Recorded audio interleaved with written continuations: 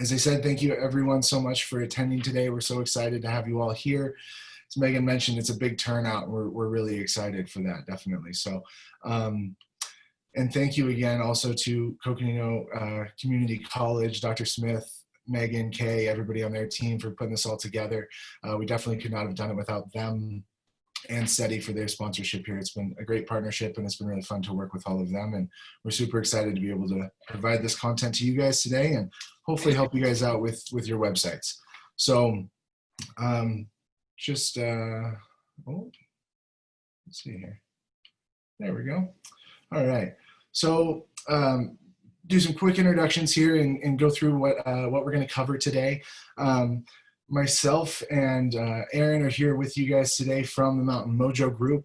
We are a locally owned and operated full service marketing agency here in Flagstaff. My business partner Rand and I started this back in 2015, and we've grown it to a team of eight full-time people here, plus a ton of subs and other partners that we work with. And it's just been a whole lot of fun to work with some amazing businesses here in Flagstaff and around the country and just help businesses grow. That's what we love doing. We love using our creativity to holistically help businesses. And from everything from the smallest little business card design to full service, we take everything off of your plate. We can help you with everything. So with that, again, myself and Aaron, I am the founder and the creative director. I also do a lot of photography, graphic design, web design. And when I'm not doing all that fun stuff, you can usually find me on a river, on a mountain somewhere, or in my garage building something.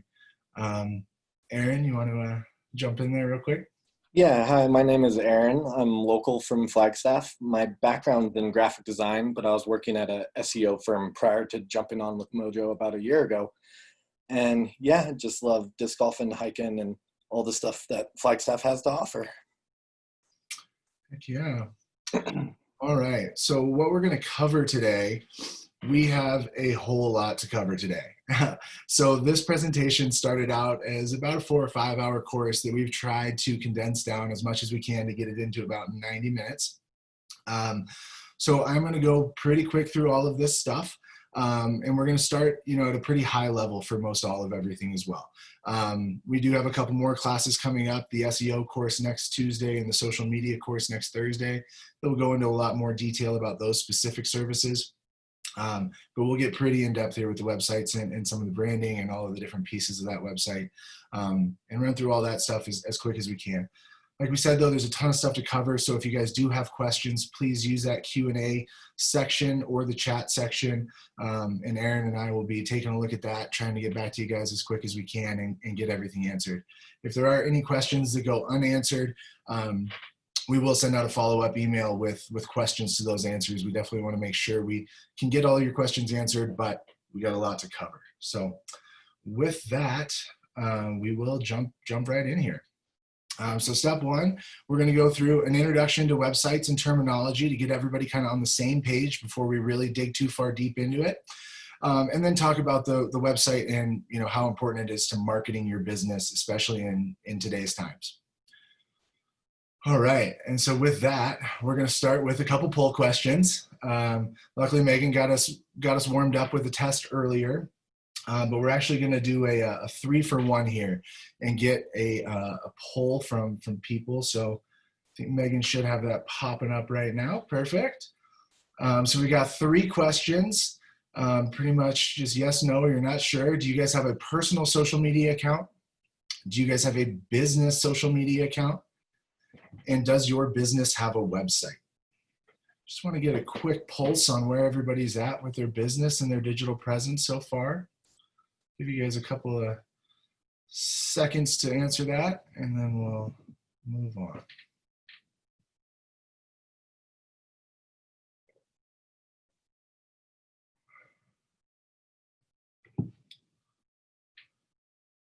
All right. So 100% of you have a social media account for your personal. Great. 86% have a business and 82% have a business website. All right, so pretty good. Absolutely, definitely the majority of you guys have all of those things. But as you guys can see, everybody has a personal presence online with their with yourself on their personal social media. That's basically your personal website these days. But not everybody has a business website. And just like social media, that's where all your friends go to find you. The internet's where everybody goes to find about your business. So we want to make sure that we have that digital presence, that it looks clean, that everybody can find the information they need, and that it works well. So we're going to jump right in and start talking about websites. So again, as I was mentioning, at least 30% of consumers won't consider purchasing from businesses that don't have a website. So if you don't have a website, you are missing out on significant potential business. People are looking for your services online, whether you know it or not, or whether you are there or not. And so just by being there, you can find some extra business. It's just like having a brick and mortar store. You can find walk by business of people just walking downtown and finding your shop. Having a business or having a website can do the same thing for you. Some quick stats about websites. Businesses with websites make 2 times as much revenue on average, have overall 4 times as much business growth year over year, 3 times more likely to create jobs, and a 6 times employment growth rate for businesses compared to those who don't have websites. So again, all of the data is there. If you don't have a website, you need one right now.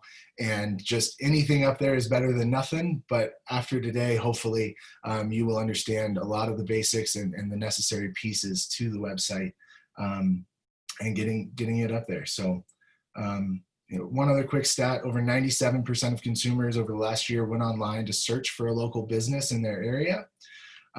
So again, 97% of consumers looking for services online.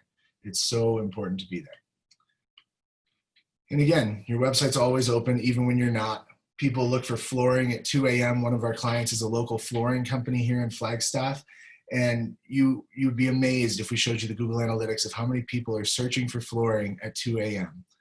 We're assuming that, maybe that's by the time the kids finally go to bed and the parents can finally start thinking about something. But, that kind of data that we can get from a website gives us tools that we can then use in our marketing efforts to better serve our clients and better, get return on our marketing investments. Another, big plus to the website, again, as we talked about, is that people don't use social media just to find business. Business and products is one of the last reasons that people use social media. So if social media is the only online presence you have for your business right now, you're still missing out on opportunity. Social media is a great place to be for your business, and it's definitely necessary, but it can't be the only place that you are online. So definitely need to use the social media, but don't use it exclusively. And then as we already alluded to here, one of the best parts about websites and why we love digital advertising so much is that everything is measurable and trackable. So this is just a quick little overview of one of the first little widgets you see as you log into your Google Analytics. And you can see in a really quick snapshot how many users have been on your website, how many times they've been on your website. So a few people have been back and been multiple times on the website, how long they've stayed around on the website, and then the historical data. And this is just one of the first quick snapshots, and there's so much data you can dig into there about consumer habits and tracking and geographic and demographic things, and we'll get into that a little bit more here as we move forward. So we're going to do one more quick poll question here. Who has ever seen a Google Analytics report for their website? Do you guys have access to your Google Analytics? Have you looked at them before? All right, just a second. Sorry, no worries. So 1 second, we'll have that question come up. There we go. There it is, perfect.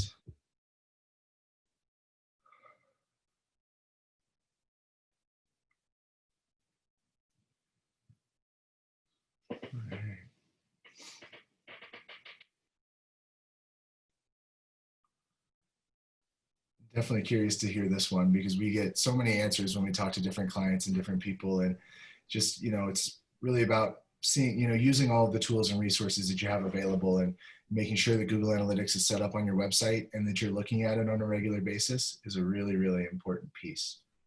All right, so it looks like we're pretty split right down the middle, 50-50 on that one, which is about what I expected, to be honest. So, that's not a problem at all. We'll go into that a lot more today about Google Analytics and everything. But if you have a web developer, it's a really easy thing to just ask them to get set up. You'll have to build a Google Analytics account and to get it connected. But it's a really quick and easy thing to do and start getting that data. Because if you have a website, you have all that data, so you might as well be looking at it.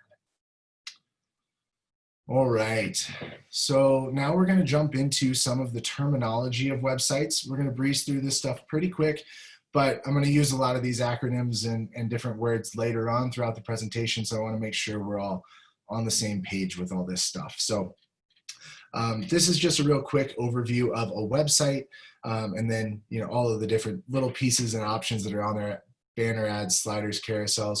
We aren't going to get too far into the depth of the pieces of the website today, but this is a great overview of how many different pieces and things can be contained on your website. So we'll start with the very, very basics. Your domain name. If you don't own your domain name yet, if you don't have a website, it's the first place to start. Go to GoDaddy, go to Bluehost, go to any domain provider out there. Search for your business, search for variations of your business, and purchase those right away. As soon as you search for them, purchase them. Don't look at it. Don't think about them. They get more expensive. People go in there and try to buy them from you once you start searching for them. So just a little recommendation: once you find them, buy them, and buy as many of them as you want. Domains really, really help you, and they can help in the SEO game. And it's great to get all the variations. If you have a long name or a confusing one that might be misspelled, get the misspellings, and we can set those domains up to forward so all those people go there and they don't get lost. And then really think about what that domain is. If you're a lawyer in Flagstaff, if you can get flagstafflawyer.com, that's going to be the best domain you could possibly get, because that's exactly what people are going to type into Google when they're trying to find you. So we want to make sure that those domains are as accurate, as easy to use as possible. So that's the basics. The domain. The URL is basically just what you see in the search bar. So it'll have the http://www. That's just the actual address that the internet uses to find the domain name and the website and the content hosted there. An SSL certificate. The difference between the original URL and this one is the little S on the end here and the lock, and that means this website is secure. And having an SSL certificate is vitally important to your website. They're very cheap and easy to add on. There's a lot of domain providers that give them out for free. But you've probably noticed if you use Google Chrome that sometimes you'll go to a website and this screen pops up that says this website's not secure. Google ranks websites that are secure higher than those that are not. So if you're trying to win an SEO game, an SSL certificate is totally necessary, and it's just necessary for your clients as well. Consumers have more trust in businesses with secure websites. And then your hosting provider. This is basically the company that you pay for them to put your website on the internet. The host is basically the shelf on the cloud that your website lives in. So it's an annual fee that you pay to one of these multiple companies, whoever you use, to do that. And hosting is another thing that really can affect the performance of your website. So again, when we talk about page speed and things like that later, hosting is one of those things that can really affect that. All right, so once we get all of that stuff figured out, then we start talking about the basics of the website and how we're going to build our website. And the first piece we start with that is the content management system, or what we call a CMS. And a CMS is basically the tools that you use to build a website that looks great when you pull up a browser. So you might use a back-end version or a front-end version. There's lots of different ways you can do it. There's Wix, Squarespace, Drupal, custom-coded websites. There's Google and GoDaddy all have their own digital platforms you can build websites on now as well. So there's lots and lots of different options that you can use. And we'll talk a lot about these and see which one is right for you, because they each kind of have their own reasons. So then the content management system is the first part of how your website's built. And the second piece is the code. Some of those content management systems, CMSs, don't use any code at all. Like Squarespace and Wix, you can build that website with no code at all. Anybody can go out there and do it. We call them WYSIWYG websites. What you see is what you get. where you build it exactly as you see it. So you look at your website and you're clicking and dragging around versus a back-end version, which we'll get to in a second. But on some of these more advanced versions, the back end of the website is built with code. It's basically a whole separate language. HTML, I love this little graph. HTML is the skeleton of the website that builds really the framework that holds everything together. JavaScript tells it how it works and builds the functionality of the website. And then CSS is the dressing on top that puts it all together and tells it how to look, the colors and shape and spacing and all of those different elements. So depending on what platform you use, you might use all of these if you do a custom coded website. If you do a WordPress website, you might just add a little CSS onto the end of it to help with the design of things. But there's a whole lot of different ways you can use these tools. And these are just a few of the main options. And so as I've kind of alluded to here, some websites have a front end and a back end. We at Mountain Mojo Group pretty much exclusively build WordPress websites. It is the dominant force of the internet. I believe over 80% of websites on the internet are created in WordPress. So it is a dominant platform that can work for any website in the world. And it's a little bit different on the back end as opposed to one of those WYSIWYG websites.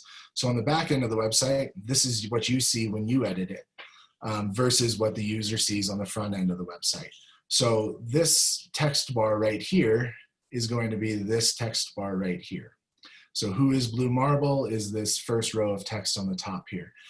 So it, it can be, it's a little bit more confusing and can take a little bit of time to make sure you get everything lined up, but it gives you tons of freedom and customization that you can build your site to look any way you want and function any way you want and perform at a high level as opposed to some of those easier sites to build. All right, and then actually this is two different things here. This is what we call a, basically a kind of a front end builder. This Divi builder has a front and a back end builder. So there's a lot of different ways that you can create these builders that make it easier for you. And working with your web developer, every website we build, we train all of our clients on how to use them. You want to be able to control and build your website and customize it to what you want, because as we go through here, you'll see editing and updating your website constantly is very, very important. So making sure that you are comfortable with your website and knowing how to edit it and change it, or you have somebody on your team who is really important. So then Building on the modules on the back end, you could also title them so it doesn't just say text block, it would say like header, which makes it a lot easier to navigate if you're just hopping into a random page. Absolutely. Yes, definitely. This is looks like one that wasn't quite launched or something. We typically will align all of those things a lot better than that. So yeah, absolutely. So we got front end, back end, and then the next really important thing with all new websites, as I'm sure you guys know, and in your own interactions, everybody is searching on the internet more and more on smaller devices. So making sure that your website is designed to perform well in every space is really, really important. Google, as far as Google rankings and SEO is concerned, they actually prioritize mobile first design now. So they actually rate your website based on how it performs on a mobile screen before how it performs on a desktop. And that's a major switch in how websites are designed. And so it's a really important thing if you're going through a redesign or something like that, or just thinking about how your website's performing, to pull it up on your phone or an iPad or a couple of different phones, because an Android phone versus an iPhone perform differently and those types of things. So really important to take a look at that and make sure that those things are working together. Then we're going to go into SEO. I've mentioned this quite a bit, so it's good that we're alluding to it now. But SEO is search engine optimization. It's the process of getting free and organic traffic from Google. So this basically means there's a couple ways to do it, and we'll get into a little bit more detail later. But basically, your SEO is all of the content and everything on your website. And Google then ranks how well you've done, and that's where they put you on the web on this page, which is called the SERP, or the search engine results page. So it's just literally what you see once you type in a search engine, all the results here, and yeah, that's about it. couple more quick terminology to run through. CTAs, calls to actions. These you will see all over websites. They're buttons or actions. We want to make sure that that these stand out, that the users see them. These are really the most important pieces of the website. We want to drive traffic to the website for a reason. We want to steer that user to do or complete whatever action that is, whether it's filling out a form, applying for a loan, calling us for an appointment, whatever that is. We want to make sure that we steer that user experience with the user interface, which again, we will get to here in just a second. One last one, above the fold. So you can see here in the two examples, this top example again shows the mobile responsiveness and how it works. Above the fold refers to what you see before you have to scroll down. So everything that you see on whatever device, everything that you see before you scroll is above the fold. So down here where you can see the larger screenshots, you can see everything else that would be below the fold here, that there's more options.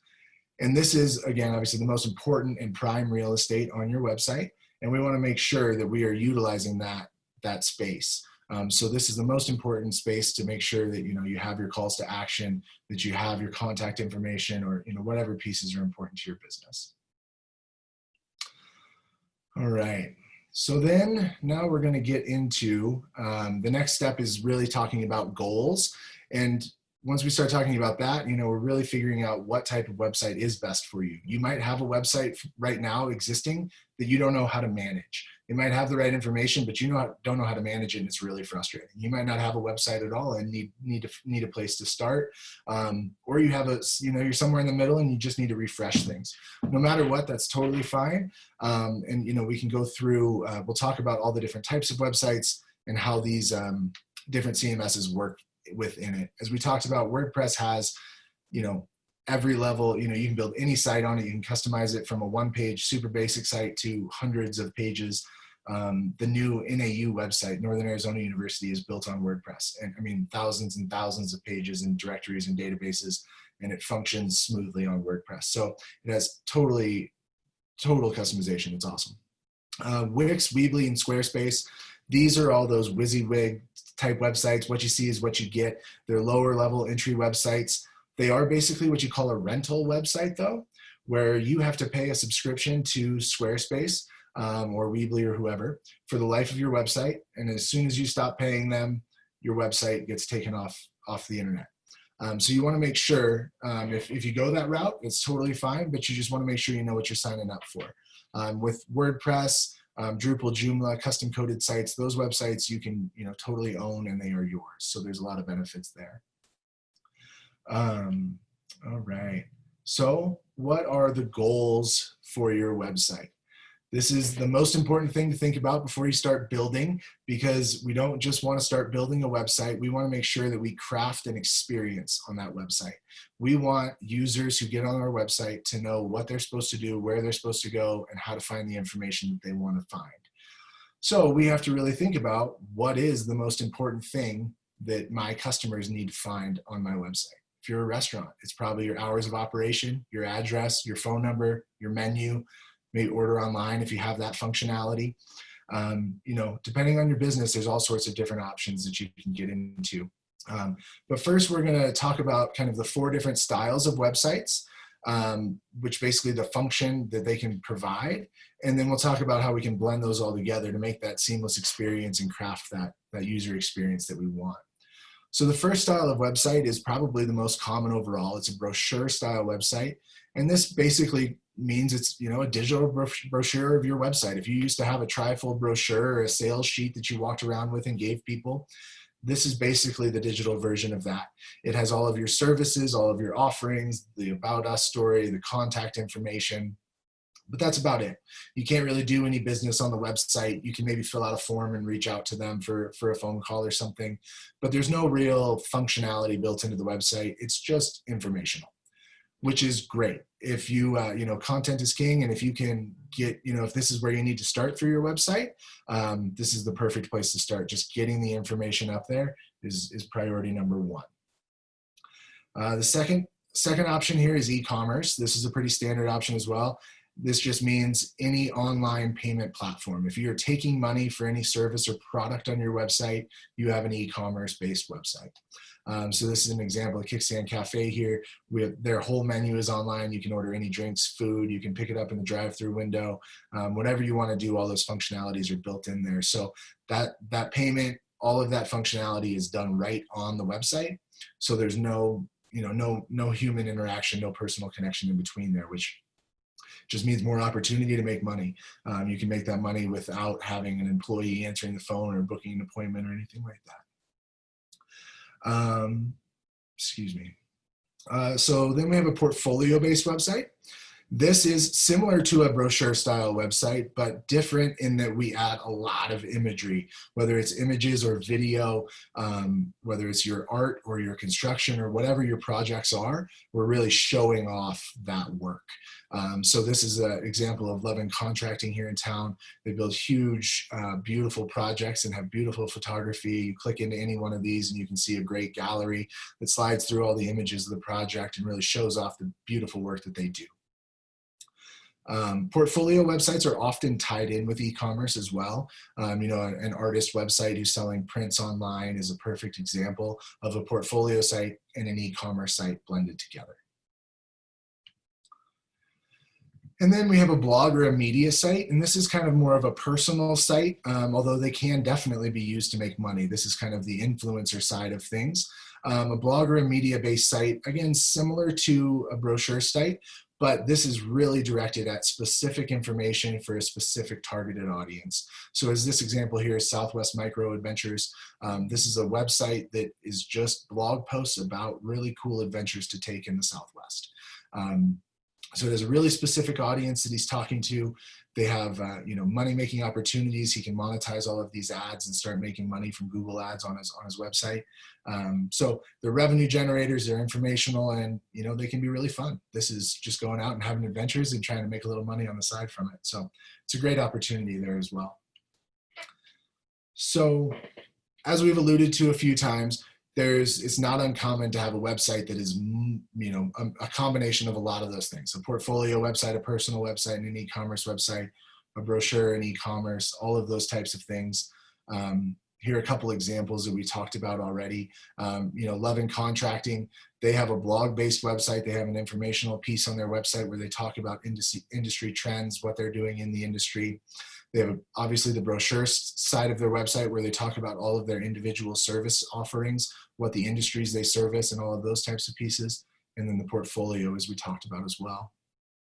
And then Blue Marble Adventures is similar to that Micro Adventures website. It's kind of a blog and media site where we're talking about specific adventures and how to win the wave lottery. It's also a brochure site talking about the specific trips and offering all of the details about what supplies you need to bring with you and all of those types of things for those trips. And then you can actually book those tours right on his website as well. So we've got that e-commerce integrated. And again, you can see that with all of these websites, we're really trying to steer that user experience where everything is easy to find. There's a clear defined header menu where you can go back to at any time and find your information. There's always a call to action button right here that follows you as you're reading more and more content on the site. So you can always go there. And there's more leading content as well. If they're interested in this, they're probably interested in this other content as well. So really thinking about that user experience and integrating all those pieces together. So now that we've talked a little bit about those different types of websites and types of CMSs, we got another quick poll question for you. Actually, it looks like we have 2 poll questions for you this time as well. We're going to ask you what the main purpose or function of your website is. So you might have more than one purpose, but we're just looking for the main purpose of the website here. What's the #1 reason somebody's going to come to your website? Oh, I did make it a multiple choice. Oh, so, perfect. Even better. Yeah, okay, good. Even better, that's great. So if you have more than one purpose, that's totally fine. You can click all of those purposes. And then what CMS is right for you? Are any of these sticking out to you, or any of them that are interesting? And of course, again, we haven't seen too many questions or anything yet. Feel free to drop any questions in here at all. I feel like I'm rambling really quickly. So if anybody's got any questions, if I'm talking too fast, please jump in and let me know. Yeah, and I'm the question guy, so give me something to do. Ask away. All We have a right. team in the background to answer questions. We even have more people to call in if we have too many questions. So, all right. Go ahead and end this now. And you got a good variety there. Yeah, a really wide range. Awesome. So, pull this up here. So, a lot of informational brochure. That's awesome. I'm going to be honest, this should probably be 100% because any website that you build should definitely have all of your information about your website or, about your business and your services. The blog, portfolio, that's great. E-commerce, that's awesome. I'm sure everybody is thinking about it more and more right now, more than ever, because obviously buying habits are changing. Consumers don't have confidence coming into stores that they used to in different things. So we've been working with a lot of clients on building out e-commerce. It's another revenue generator. Like we talked about, that you can always be selling when your website, even when your business is closed, and it just gives you an opportunity for a whole nother market. So that's a great opportunity. And we see there's, a lot of people that are in that WYSIWYG situation, which is totally fine. And even if you're in the e-commerce issue, Squarespace is a great option for a WYSIWYG simple website that you can do e-commerce and sales on. So if that's the combination that you're looking for, we would definitely recommend Squarespace. We've built quite a few, not quite a few, but definitely a few websites for clients on that, and some e-commerce as well. And it works out great. It's very easy to use as well. So a couple people with some custom coded websites. That's exciting. You see those less and less these days. So that's cool. All right. I like the wide range though. All right. So now we're going to get into some of the fun stuff. We're going to get into some of the best practices for the website. A lot of this stuff is going to be specific to branding, and we'll get into some of the more design related things, user experience and layout in a little bit. But branding is a huge issue on your website. As when you see a well-known brand, you recognize it immediately, whether it's the Golden Arches from McDonald's a mile down the road, or it's a Starbucks you see 2 blocks away, but you see it and you know exactly what it is. And that's because of consistent branding. That you see it every time you see it. It's the same logo, it's the same color, it's the same font. It's consistent everywhere you see it. And your website is no different from that. And if your website is not consistent with your branding, that's the first thing that we need to get through. So the first question we like to ask clients is, what story is your website telling right now? Or what story do you want your website to tell? Because again, your website's open when your business is not. Anybody can find you on the internet. And so we want to make sure that when somebody finds our website, that they're learning the story of the business that we want them to hear. We want them to learn who we are. As Mojo, we want people to learn, about the fun team that we have, the fun that we have, about the great work that we do. And we want to show all of that stuff on our website. We want to show that creative and personality in there. And so we're redoing our website right now to hopefully help that happen here shortly. But so your website branding is broken into a few categories, basically 4: your logo, your colors, the fonts, and all of the content that is built on the website. And content can be photos or copy, or video, or anything else as well. So some best practices for your website's logo. This one should always be horizontally displayed in the top left corner, because 99% of websites have a small horizontal menu.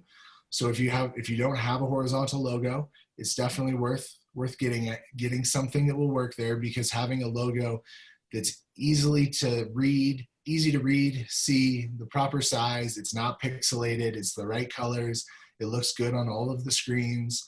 It needs to look good on a 4-inch iPhone screen and a 60-inch TV screen, because you never know if somebody's looking at it in the conference room of a big office, or on their phone on their couch. And again, it depends on your industry. If you have a B2B business, focusing, if people are looking for your service online or, during business hours, then maybe desktop mobile or desktop first is better for you.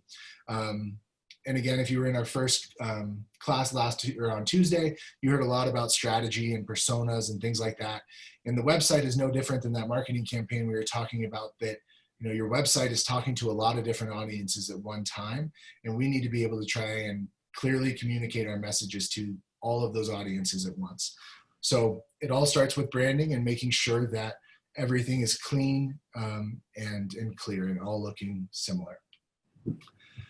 For your colors on your website, just like we just saw on the HomeCo website, and as we're seeing here on the Flagstaff Family Food Center, you want your brand colors to stand out. This is your brand color, is this blue and yellow, gold. If we start seeing neon orange on this website, your eyes are going to hurt. Your eyes are going to start drawn to it for no reason. It's going to be distracting. And we want to be able to steer those users' eyes with the colors, and you can do that consistently. So, you can see that the donate button up here is a bright color that stands out from everything else in that menu, and things like that. So, buttons should be consistent on all pages. Let's see here. Yeah. No pages with multiple buttons, but that's okay. Actually, the rose capital option earlier had it, but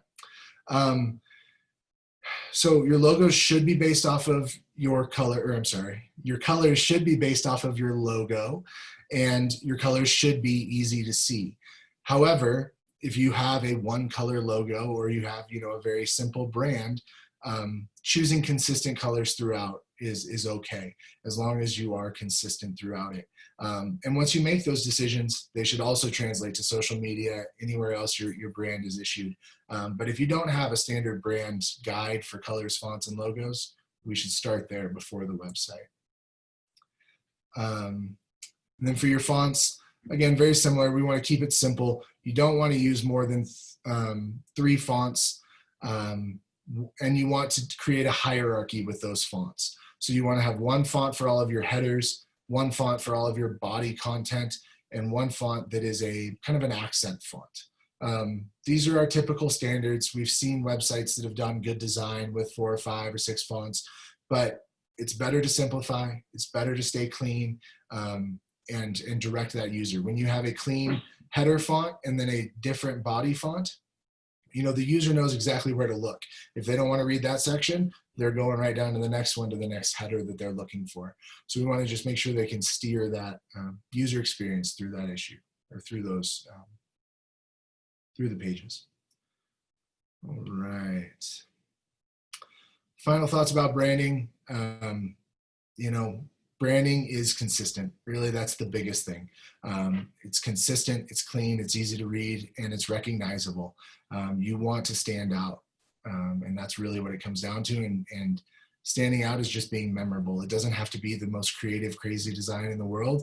It just has to be consistent. People have to see it frequently, and it has to be consistent every time. So a couple quick resources for you guys for branding. If you're looking for colors, we'll actually just pull this one up really quick because it's kind of fun to play with. The Adobe Color Wheel. This is a free tool from Adobe. You can come to this website and you can build your own color scheme. They will kind of steer you and give you some suggestions based off of colors you choose. Or you can explore. This is my favorite place to be. You can just search anything, and they will give you some suggested color palettes for that word or phrase or whatever you've come up with. And they give you all the color codes and hex codes and everything, so you can easily translate that into web design or digital design or anything like that. So if you don't have any brand colors or anything yet, I would definitely suggest playing around on this website. It's fun. We as designers can just get lost in there for hours for sure. Google Fonts is the same thing, except with fonts. You can go on there and find any font in the world. Google Fonts is what we recommend for website specific though, because when building websites, there's a difference between a web font and a print font, or a just not web ready font. Some web ready fonts just don't show up on the internet.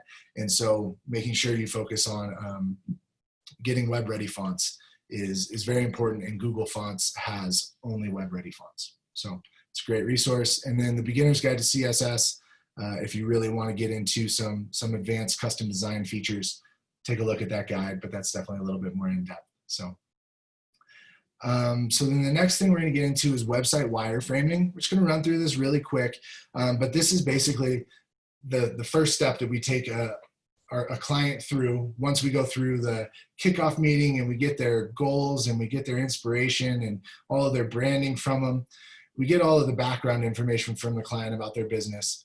And then we start to craft what the website's going to look like. And that's where we start to wireframe it. We start to craft that user experience. So that's why it's so important, is because we start with what are the most important things to the website, and we start putting those as elements onto the website. So wireframing literally looks like this. Like, this is a complete and finished wireframe. A wireframe is just placeholder boxes and text describing what the layout will look like of your website, because it's easier to start here and craft the user experience rather than start putting images or design to it first. We want to start thinking about the goals and saying, for a tour company, the first thing we want to do is we want that client to book a tour. We only offer 2-3 tours.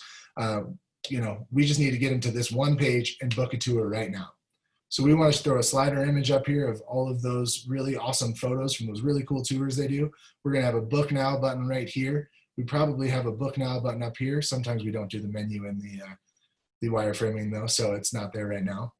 And then, we're going to highlight all 3 of the different tours he does right here with another call to action. And then we're going to show a picture of the lead guide who you're going to see when you get there. So the person who's looking at the website can better understand the real experience they're going to have when they get there for the tour as soon as they get on the website. We want them to start feeling that emotion of our business and make them want to experience it as soon as they get on the website. So that's where we start with the website, start with the goal, start mapping it out, start thinking about how people are going to interact with the website. One quick tip, people read websites in a Z pattern. So when you open up a website, people's typical eye patterns and eye tracking starts at the left-hand corner. That's why your website or your logo always starts up there. It's the most prime real estate, and we want that branding recognized immediately. Then you run across the top menu and find all of that top important information. They usually stop here on the right side, so that's why usually a donate or another call to action button is there.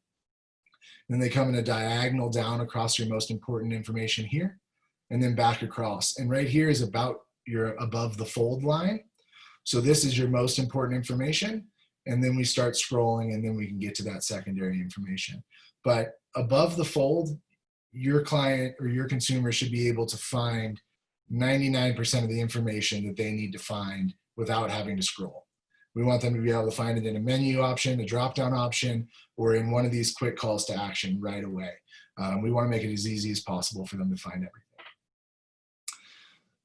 So if you're interested in creating some wireframes for your website, you're interested in going through a redesign, take a look at these 3 websites. We've included them in the workbook as well. So pull those up if you want and play around with them. Wireframe CC is a free tool online, so you can go on there and just build that one out anytime you want and play around. Balsamic is a paid version or a paid tool, so that one's a little more expensive or enterprise. And Adobe XD, if you are familiar with Adobe or have an Adobe account already, Adobe XD is an amazing tool. You can do basic wireframes like this, and you can do hundreds of more things to map out websites, but it's a really cool tool. So I would definitely check that one out if you are familiar with Adobe. All right, how are we doing so far? Getting ready for step 4. Still no questions yet or anything? Is it too basic for everybody, or is it just want to check the pulse. Maybe throw me a chat question or throw me a chat, see how we're doing. But we'll keep cruising along here. It'll get a little bit more in depth as we keep going. So now we're going to jump into the user experience, which is what I've alluded to a few times already. Again, it sounds complex, but really it's not. It is how a user interacts with your website. This image is one of my favorites. I love it. Why aren't people using the sidewalk? Because it's a beautiful design, but there's a way more effective way that it could have been done.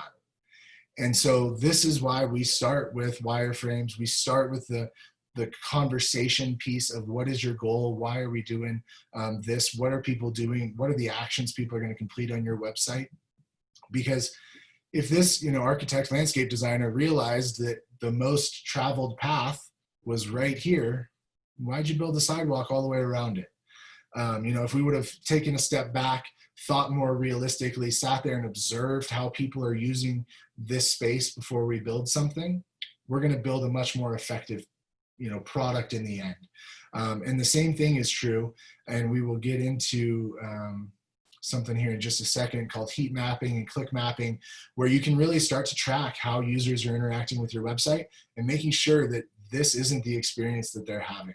This is a frustrating experience, and we don't want people to be frustrated on our website. So it's not about the visuals necessarily, but it's all about the whole experience, how people use and interact with the website. Oops. So then what does good user experience look like versus bad user experience? So we will show some examples in just a second, but a quick little best practice. The main goal is making sure that whatever your website's goal is that we've talked about so much is easy to obtain. So whether that's a call to action button, whether that's, the first slider image that you see, the information, whatever you put, we want it to be found right away. And, this is a great question or quote here too. What would Amazon do? Look at all the major retailers, look for inspiration in major industries. And we'll show a couple examples of some major websites here in a few minutes too. But those major companies, these huge corporations, are paying hundreds of thousands of dollars for marketing companies to build user experiences and to build processes. And so learn from them. Find a competitor in your industry who you are inspired by, who might not be a competitor, but is above you in the industry or something. Someone who's not a competitor on the other side of the country. Find their Instagram, look and see what they're doing. Look at their website, find inspiration and find new ways to do things. But at the end of the day, simple wins. So here is an example with a client we worked with here recently. This is Flagstaff Junior Academy, a local charter school here in town. You can see the original website here on the left. When you first look at this website, you get overwhelmed. You're not even sure where to look. There are 3 separate menus. One here on the left, a vertical menu, and 2 menu bars on the top, and then some separate CTA buttons here. This website was not user-friendly as far as mobile responsive goes. It did not respond well on mobile, so it was really frustrating to use for users. And what we heard from the client, the main thing that people are doing on the website is apply now. And when we first got there, this enrolled now button actually wasn't even there, and we put that there. And then there was an apply button, and it was four steps down from a drop-down menu, was the fastest way to get to the apply button.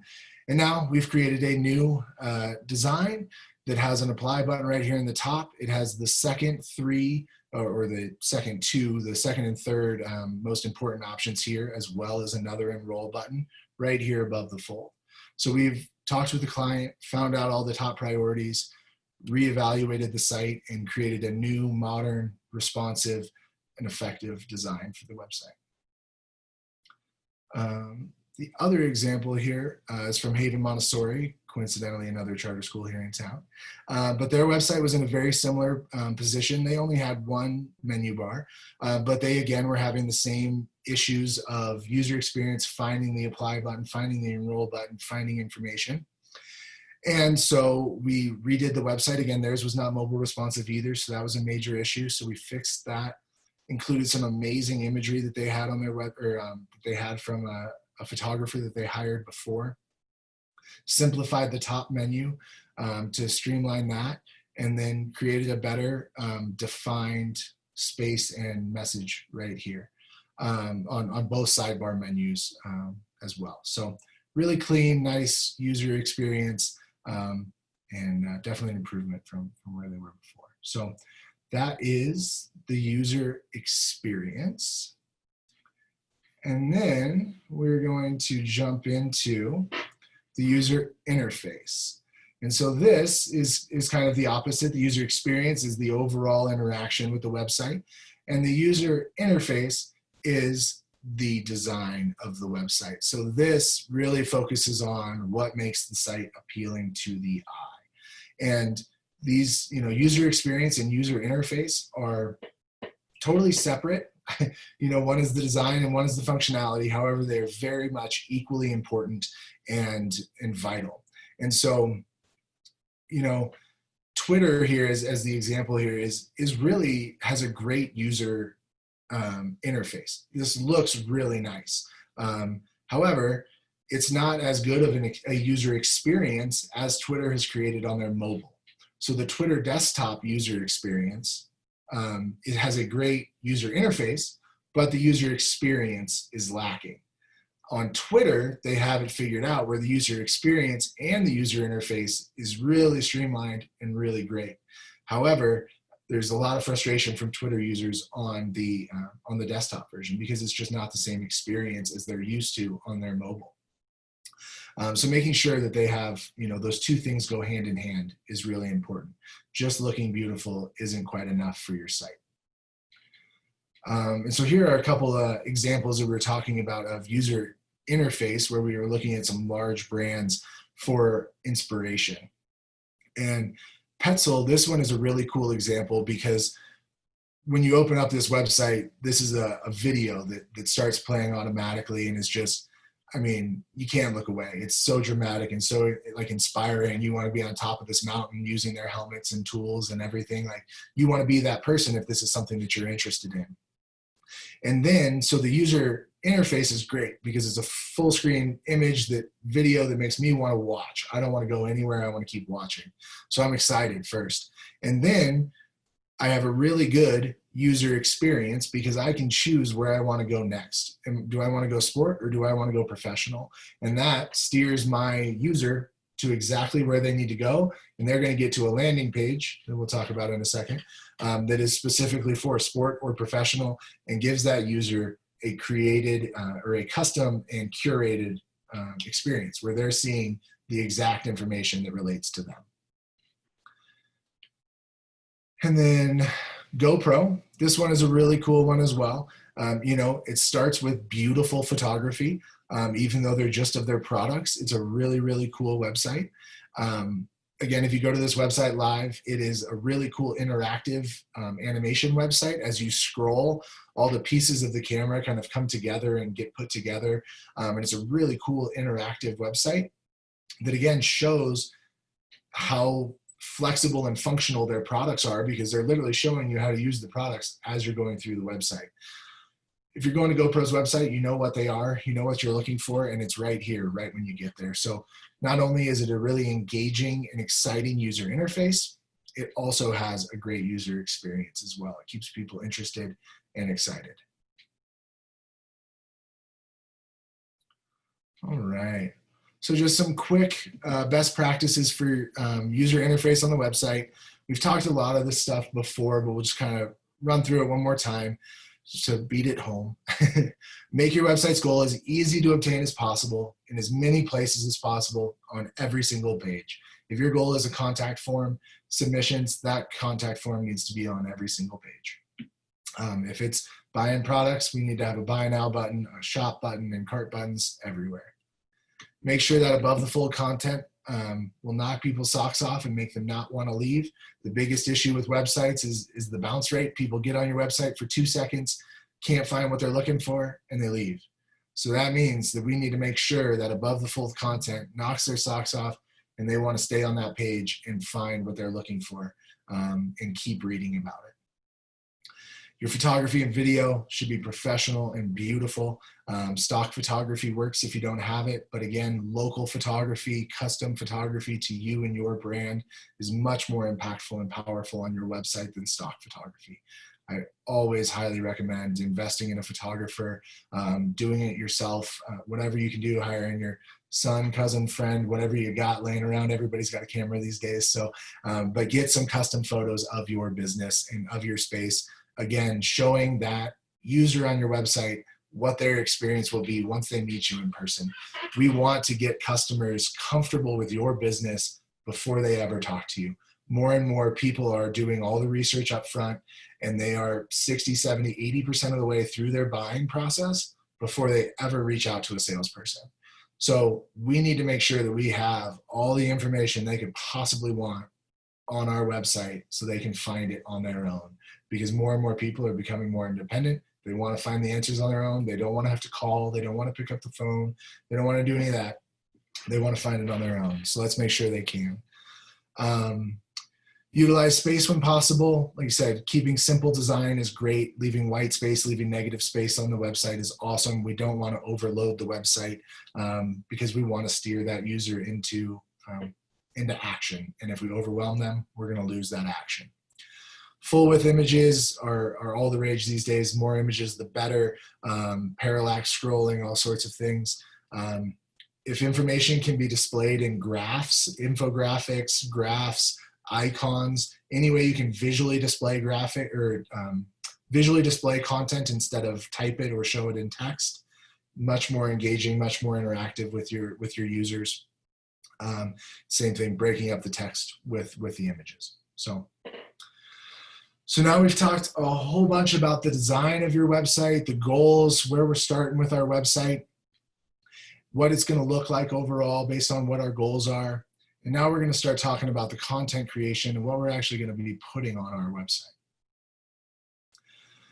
So design and structure can only get you so far, and good content can make or break the site. Content is king. So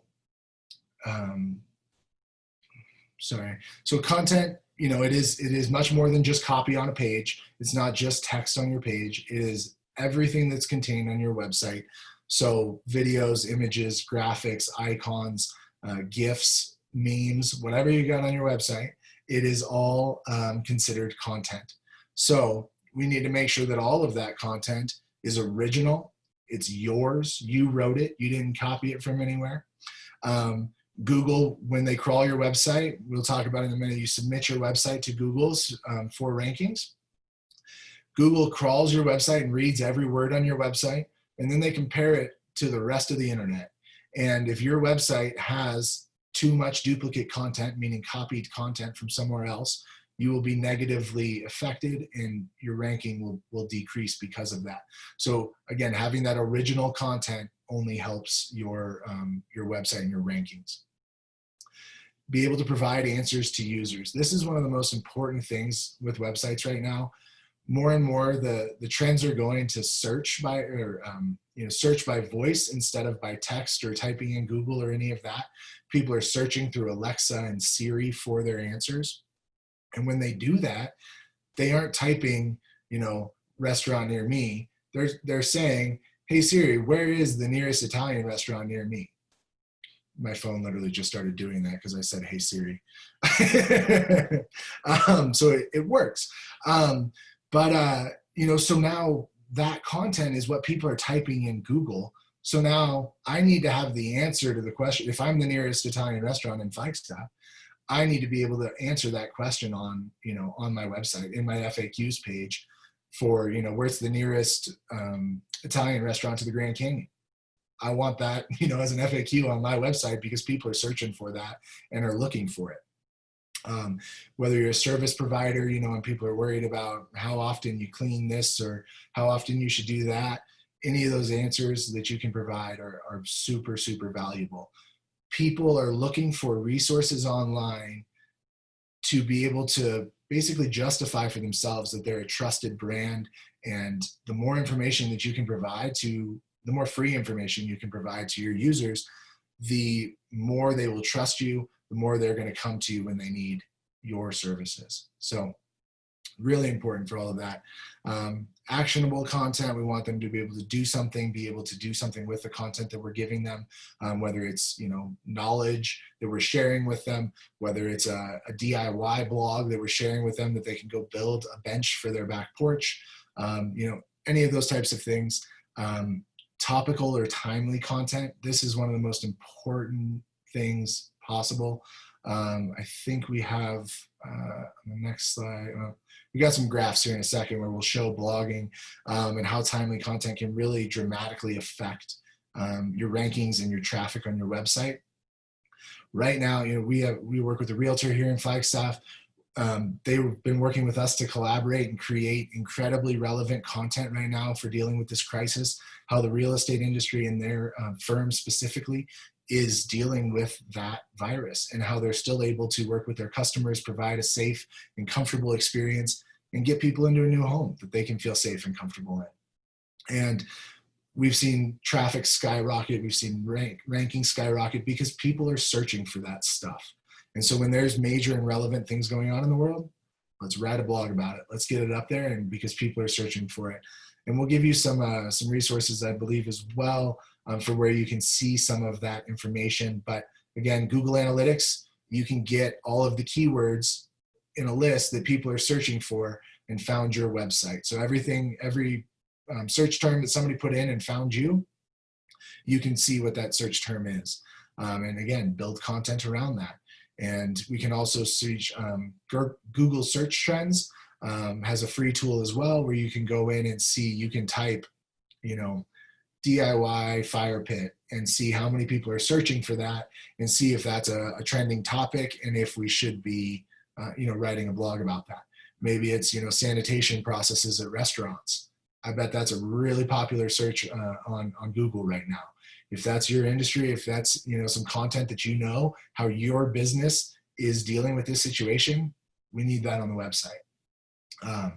So all of that stuff, easy to read is also the most important thing. We don't want to overwhelm people, but we want people to be able to easily understand it and read it. Again, more best practices. I think we've kind of alluded to this quite a bit so far. The other thing here is testimonials. Testimonials are amazing content for your website, again, to build trust with your consumers. So definitely get testimonials, whether you got to ask people for them or what.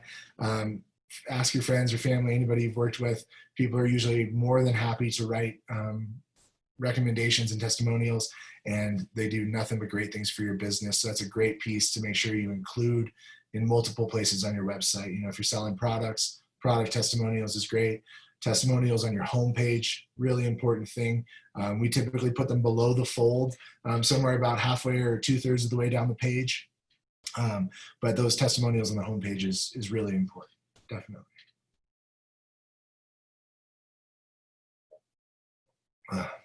Excuse me. The don'ts for your content, we've kind of talked about this, basically the opposites of the do's. Definitely do not plagiarize or duplicate content. And this also includes your own content. If you have multiple service pages because you do multiple types of cleaning for different industries, for say, let's say you do commercial cleaning and you do it for, office buildings, for restaurants, and for somebody else. You want to make sure that the content on those two pages is varied enough. I believe, Aaron, is it 60%? The duplicate content percentage, Aaron? Maybe. Sorry, was answering the question. What was that? Do you know what the duplicate content percentage is? Where too much, 60% or?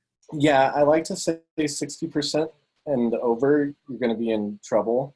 But really it'd be around 80%, 60% if you want to be really safe. Okay, perfect. So, you don't have to completely write a new novel for every page. If you have similar services, you can change those things by, switching up restaurant cleaning for commercial cleaning, different geo tags saying you do commercial cleaning in Flagstaff and Sedona. Those are, ways to change up that content.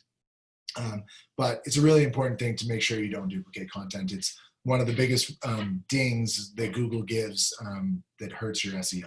So dull, dry, or unengaging content, if you don't want to read it, your consumer doesn't want to read it. So, try to have fun with it, show your personality of your brand through your writing, and engage your audience. And the last thing, don't overstuff the keywords. This was when SEO first came out 20 years ago. This was the way of the world. Everybody would just keyword stuff their page, and there'd just be like the bottom of the page would just be like a list of 100 words that they wanted to rank for, and then just be shoved there. That doesn't do us any good. And writing a sentence like, I sell shoes and I have the best shoes and my shoes are the best and you have to come try on my shoes, like using the same word in a paragraph and multiple sentences over and over again also will negatively affect you. So it needs to be easy to read, like natural sounding. So you can't just stuff it with keywords or things like that. It has to be natural. The Google spiders who crawl your website are really, really smart, and they know if it's legible or understanding, or if we're really just trying to take advantage of the system. So like Aaron said, we always err on the side of caution and always try to steer our clients to being a little bit more conservative, because Google does change the algorithms pretty frequently and you never quite know what's going to happen. So we typically err on the side of caution for a little bit less duplicate content, for more and more unique content and things like that. Right, how are we doing here? 61. All right, so here are some secret tips. I did copy and paste these all into your guys' workbook that you guys are working on as well. So I'll let you guys take a look at all of those. But these are just some really quick tips that will make your content a little bit easier to read and a little bit just more engaging and get better results out of it. My favorite one on there is write your content as if you're speaking to a 7th grader. That I think might be taking it to a little bit of an extreme, but especially if you're in a technical industry or you offer a unique service that people aren't familiar with, you definitely want to make sure that you are explaining it in layman's terms that anybody can understand, that you're not talking over people's heads, because that's another way to disengage people. And bullets are your best friend. This is something we talk about with our designers and clients all the time, that any way you can take stuff out of a paragraph and list it, it's going to be a lot more effective and easy to read for people. So, all right. Here's what I was mentioning before about the heat mapping and click mapping. So this is a really cool tool. We mentioned it in the other day in the strategy course. So if you were there, we briefly mentioned that. The screenshot here in the back is a scroll map. So this is actually, it's just a plugin that we install on the website, or it's a third-party software that we install. And it will start to track your users' movements and interactions with your website. So when we launch a new website, or we do, go through a rebrand with people, we typically will always install this and see how users are interacting with the website. Make sure that we made the right decisions as far as how the website's laid out.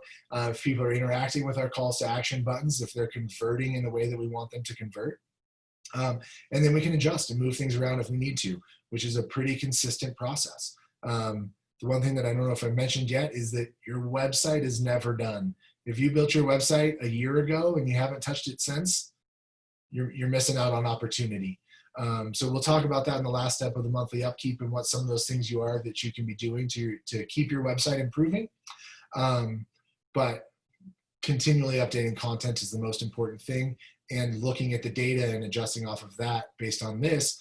They're spending a lot of time on these images right here at the bottom, which by looking at this website is great. That's what they want to show off, is featured work. It's a little bit below the fold, but people are finding it. It's lit up bright red. That's where people are spending the most time. That's being effective.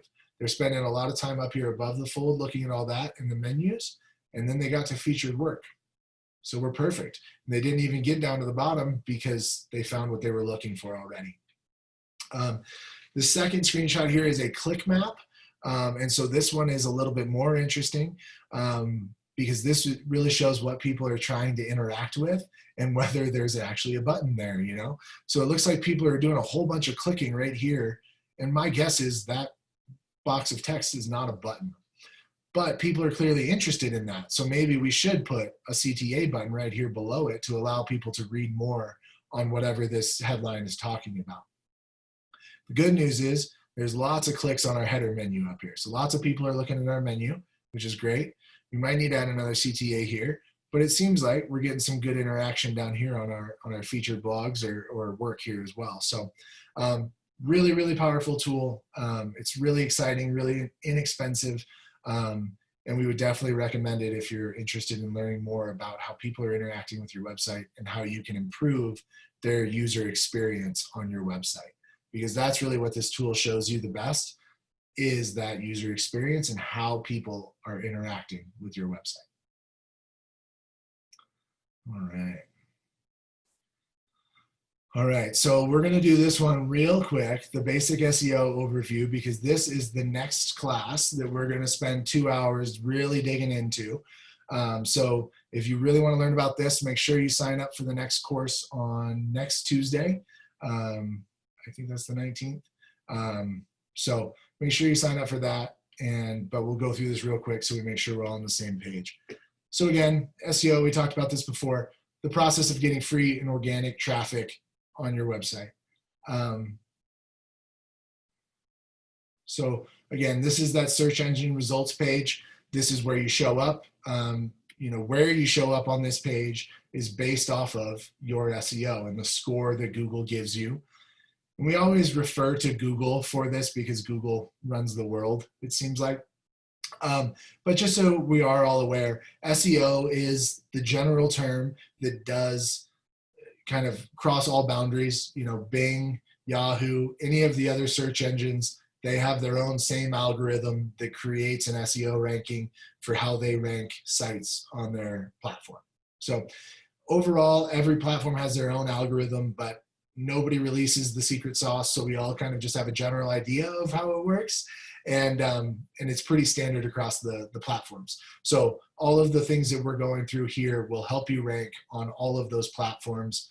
And we most specifically talk about Google because that's what most everybody uses. So other than that, this is the search engine results page. This is one of the newer updates that has come out from Google that you guys have probably seen as well.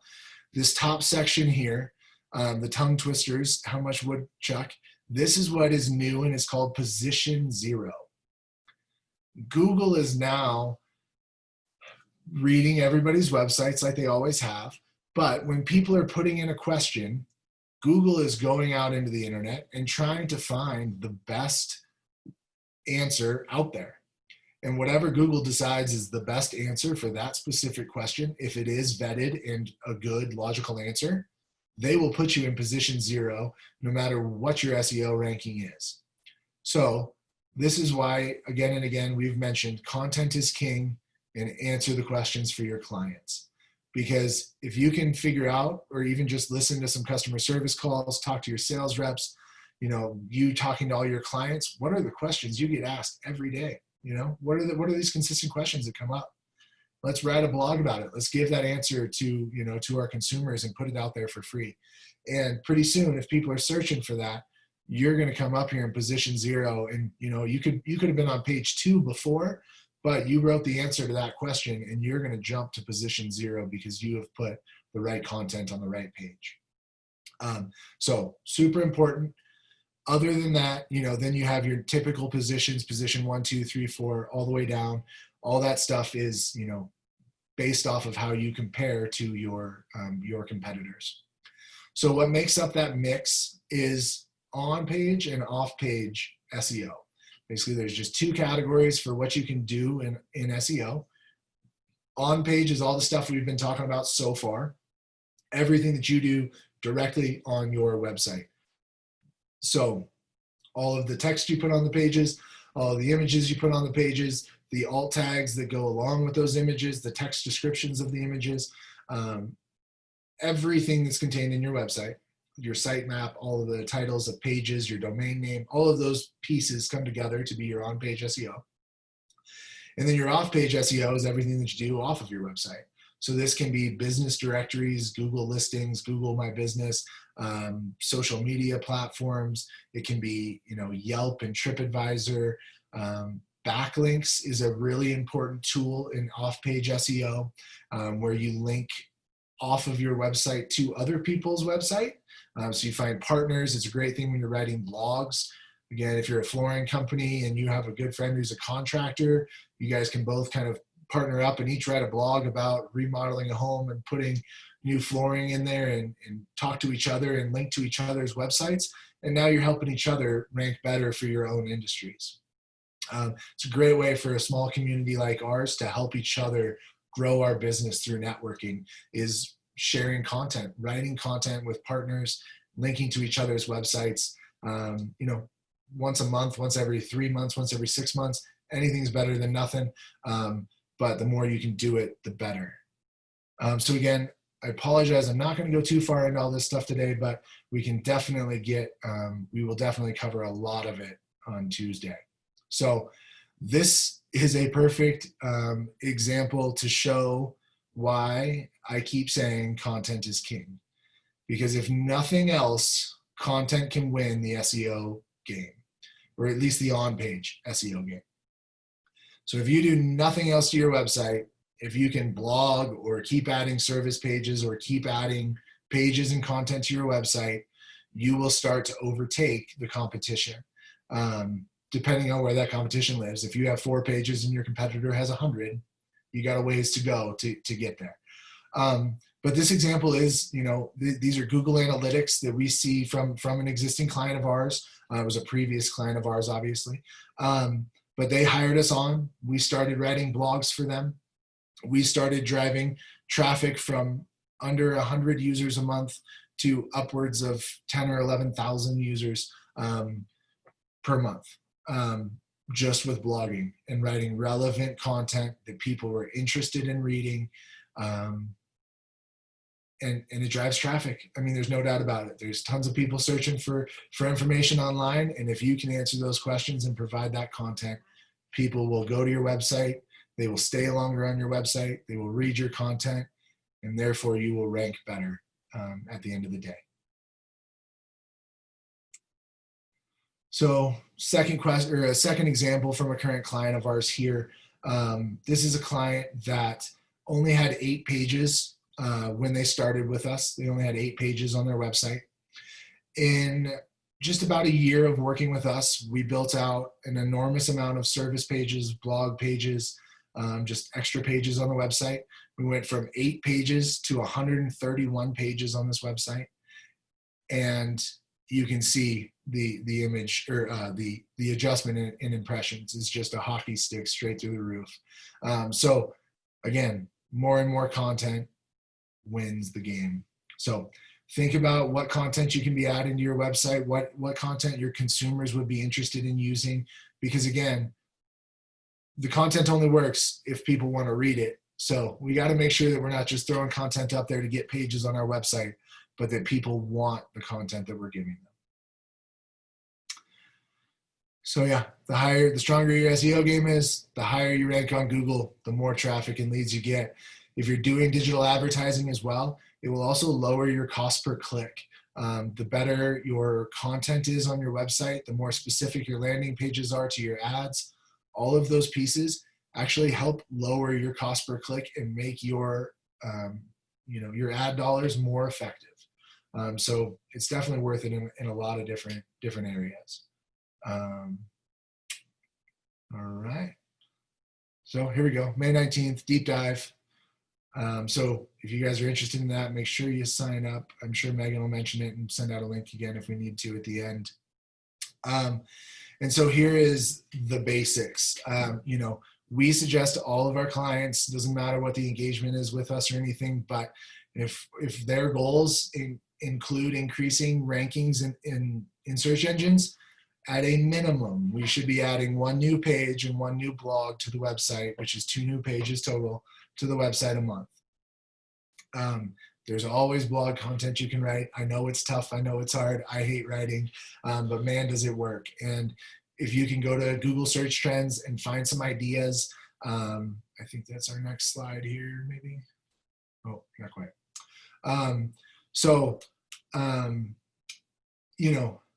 The more content we can get on there, the better. Go to Google search trends, ask your service employees, ask your customers what information they need, and start providing that information to them. All right.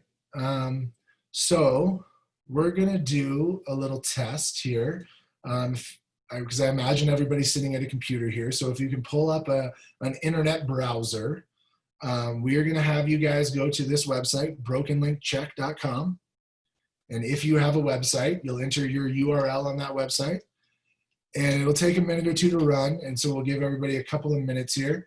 And what we're going to find out is how many pages your website, how many pages your website has, and how many links or broken links your website has.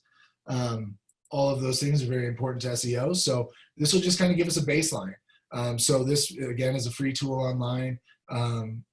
Megan will put up a poll here in a few minutes that will, you guys can throw it in there so we can kind of get a baseline of where everybody's at. It'll just be interesting to see. So there's also a couple of other resources here at the bottom. These are also all free tools that you can go to. Ahrefs.com is a backlink checker. So that will check how many links you have leaving your website or coming to your website from third-party sources. SEO Optimer will rate your website as far as your SEO performance and the overall speed and performance of your website. And GT Metrics is similar to SEO Optimer as well, that it'll rank speed, performance. And these, we'll show them to you in a second here in a different slide, but they actually show you a lot of information, a lot of ways to improve your website. So they're really, really great free tools to use. All right. Megan, could you throw up that poll question for us? And if anybody has any questions about that or anything, just let me know. Another good resource is Moz. Oh, yeah. They're a big player in the game as well. You might come across them in your research. That's a good call. Can you throw that in the chat function there so they could write that one down if they want?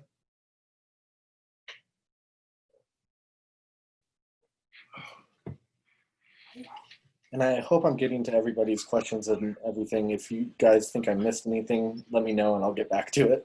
Or if I didn't answer your question fully.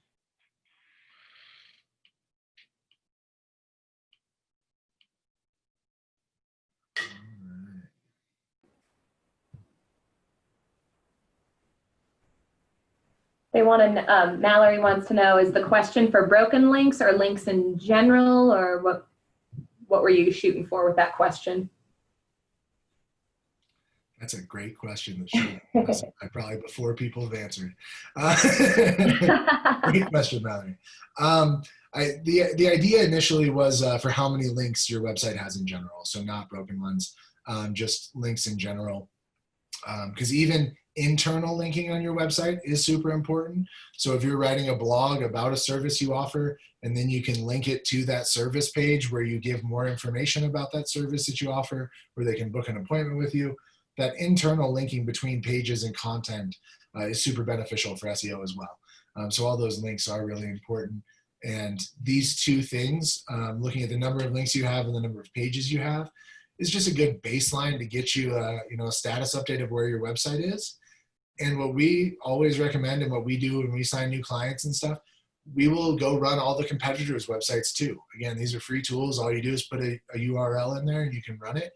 You can see what your competition looks like. You can see how many pages they have, how many links they have. You can run them through SEO Optimer, GT Metrics, see how fast their pages are loading, see what JavaScript issues they have, see what they need to fix on their website. And you can find opportunity to win. And so it's, it really is, that's what we're really hoping to do here today, is give you guys the opportunities and tools and resources where you can find those opportunities for easy wins. Because I know, like, as we get to the end, the monthly maintenance will seem overwhelming. But again, as long as we can do some of it, the more and more we do is only going to benefit our business. So, all right, let's see these poll results. So the majority somewhere, wow, quite a few people with 16 plus. That's pretty impressive. Majority is under 15 probably, which makes sense. Links, all right, kind of a little all over the map, but yeah, I think that's great. Again, pretty much what I expected, kind of all over the place. But again, hopefully this gives you guys a good baseline. When you have a few minutes, or as you're listening to me talk, run your competitors' websites through there and see what you get. If you've looked at, have you searched Google recently for your own business? If you're a coffee shop in Flagstaff, have you searched downtown coffee shop? Have you searched flooring supplier Flagstaff? Have you searched your business and seen what your competition is doing recently? Because if you don't keep up on that, you're going to get left behind. As we all know, Flagstaff is growing like crazy. even though everything is changing and nobody knows what's happening right now, I think we can all pretty much agree that people are going to keep coming to Flagstaff. The business in Flagstaff is going to keep growing, and competition is only going to keep growing as well. So making sure that we are staying up to date with the trends of marketing, because when other competitors come in here, they're gonna be looking at you as well, and so they're going to be doing the same thing. They're going to, when they start a new business in a new area, they do all the industry research. They're finding opportunities, and so we don't, we want to take advantage of our, the longevity that we have here, and make sure we stake our place. So, all right. For landing pages, and Aaron, let me know if there's any questions you want me to answer or talk about here. Yeah, sure. So one of them found that they had 4 broken links, and they're asking if they should just go and fix them by clicking on them. Yeah, Judy. So you won't be able to fix those broken links directly on the broken link check website, but it will tell you what that link is and where it lives. So we can go, we'll have to go into the back end of the website and update that link. If it's just a dead link, we might just have to delete it because it's just not relevant anymore, or it's just an update and we'll just switch it out. But you would need to do that on the back end of your actual website. You cannot do it through that broken link check tool. Eric Davis, I feel like you might be the winner for the day. I'm not sure anybody's beaten 197 web pages and 267 links. But he does have one broken one. So, Aaron, we're going to have really to good. Just one broken link is. Oh, well, I'm just kidding. Judy came back at us. She's got 229 web pages and 270 links. Goodness, Judy. Wow, that's impressive. With only 4 broken links on 230 pages, that's pretty impressive. You're doing just fine. But that is one of those, that's one of those easy wins, just to check that broken link and get rid of those things. It's another ding from Google that it's an easy win. Another good practice is to use multiple link checkers. Sometimes they'll come back with different results and you could average them out, but just check on multiple platforms. Great point. Thank you. Okay. All right. So landing pages. This one is, again, another way to add content, and it's just kind of a different name for it. There's a lot of different ways that people refer to landing pages, and I'll talk about a couple of them here quickly. But basically, a landing page is a specific page on your website that's very targeted for one reason, whether that's booking appointments, whether it's telling people about this service, whether it's selling tickets, whatever it is, there's one reason that this page exists, and that's the only reason that it exists. So here's an example of a service-based landing page that we built for a local service provider here in Flagstaff, Mammoth Restoration. They did not have restoration and remediation contractor. They didn't have a specific page for that on their website. That stuff was, kind of buried on their homepage, and they talked about doing that service, but they never had a dedicated service page for it. This is one of the major things that they do. So one of the first things we did was suggest building that landing page. We built that landing page with the H1 header tag title page, or the title of the page, Flagstaff Restoration and Remediation Contractor, because that's what people are searching for. Restoration contractors in Flagstaff, Arizona. So that's what our page is called. That's what we have, our geo tags are all Northern Arizona and Flagstaff. So we built that page. And then within 2 days of launching that page, we saw them at number 4 on Google. So that pretty much sums it up, that if that page doesn't exist, build it and you can start ranking right away. Obviously, they had a great opportunity here because there was not much competition for this service and these keywords in this opportunity. So this is, maybe a little bit of a best case scenario. When you don't have any competition, you build the page and you see what happens. This is definitely a best case scenario. It doesn't always happen this way. SEO, we always tell our clients, is the long game. You build the content. Sometimes it takes a month to 2 months for that traffic to hit. If it's general content. If we're building timely content, though, that's when we can start to get those immediate spikes of content. So it's great to have that mix of both. With a lot of our clients, we write 2, 3, 4 blogs a month. We typically save 1 or 2 for some sort of timely content that's very relevant to right now. And the other couple of blogs are just general industry service specific type blogs. So we really try to mix that up and have a little bit of both. And probably a landing page that's geotagged. Yeah, absolutely. Thank you. So I think I'm throwing Megan a loop here. I'm just curious to see what people will guess, because these 2 websites, which one do you guys think ranks higher on Google? We haven't talked a ton about page speed yet. We will get into that here in just a second. But as you can see, the one website has a lower page speed score, so it takes longer to load all of the content on the website. It looks like they're browser caching. They've got an F for that. They've got a lot of things to improve down here. One website has 4 pages and no broken links. One has 78 pages and 2 broken links. These are competitors in the same industry. They are both lawyers here in Flagstaff, actually. I just pulled 2 random things up. I just searched Flagstaff lawyer, and I was curious. So I pulled one of these results and URLs came from the first page of Google, and one of them came from the 3rd page of Google. So I am curious if Megan could throw up one question for us real quick and see if what people think, which one they choose. So we want to know which website. Yeah, just A or B is really all they need to choose. Okay. Which would rank better? Yeah. Well, I guess so. That I guess is the question. Which one is on the first page of Google, A or B?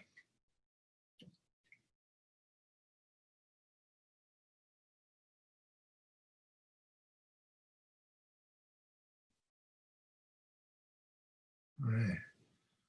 So we're just looking at the clock as we're doing this here. We got about 20 minutes left.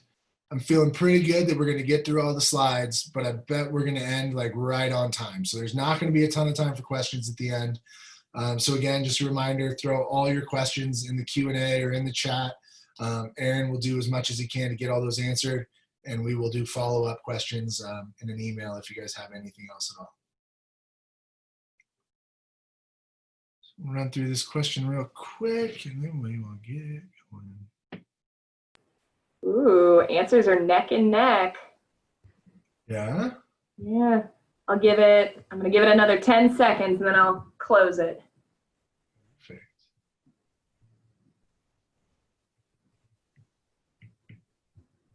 Yeah. Pretty even split. Yeah, 8 to 10 and 2 don't know. All right. So the majority was correct. B was ranked on the first page of Google and the 2nd or 3rd slot. I don't remember which one. I think it was 3rd, and they were below 2 industry, like the Yelps of the lawyer industries. For example, if you're a restaurant, it's going to be really, really hard to ever rank 1 in Google, because TripAdvisor and Yelp are pretty much always going to have that locked down. So again, just thinking about, your competitors and what your expectations are for those things while you're looking for your opportunities and goals. If you're a restaurant, you really want to be number 1, but you're competing against, some huge restaurant or TripAdvisor or whatever, it's going to be tough. So just set realistic expectations, like we talked about yesterday or on Tuesday in the strategy session, making sure that we're setting achievable and smart goals that are, we can actually reach. So that was the question, so that was that, and the reason that this one is ranking well, I feel like I skipped that, is that content is king.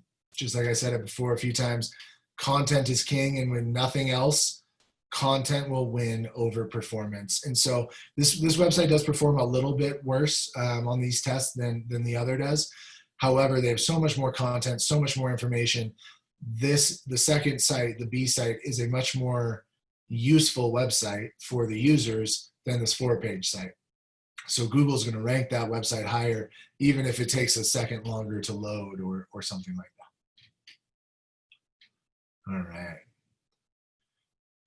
So there was a question side. If you guys have questions, throw them in the chat, but I'm going to keep moving on.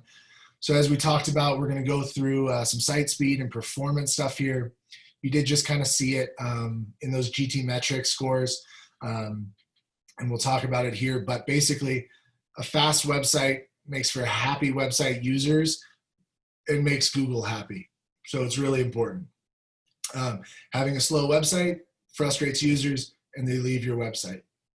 If they're trying to find your menu online and they can't find it right away, they're going to go back to Google or somewhere else and find it because they're frustrated with your website.